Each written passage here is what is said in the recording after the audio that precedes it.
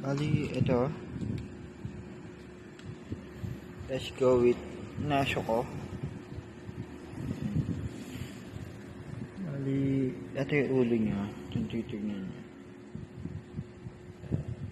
Pati yung mga ugat kitang kita. Ayan.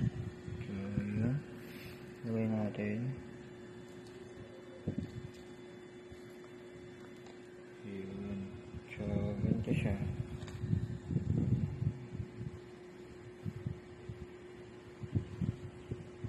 Ayun o. May alikabok pa. Para maganda yung design, di ba? Legit, ang ganda. Subukan natin siya palitan. Buksan natin to.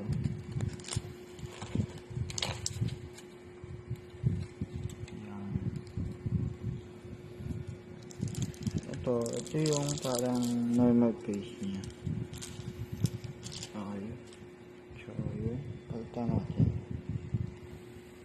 Wait lang ha. Siya magka-issue. Medyo matigas. Ayan. Pali ang gagawin lang natin is tatanggalin natin sa dito. Ayan.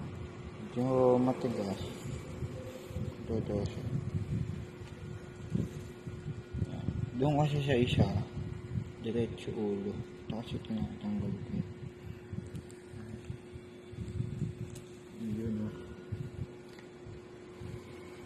Yan. So, ito yung galit na pawn. Lagay natin dito. Tapos, ayan. Wait lang. Tapos, ito. Kabit natin dito. Yan.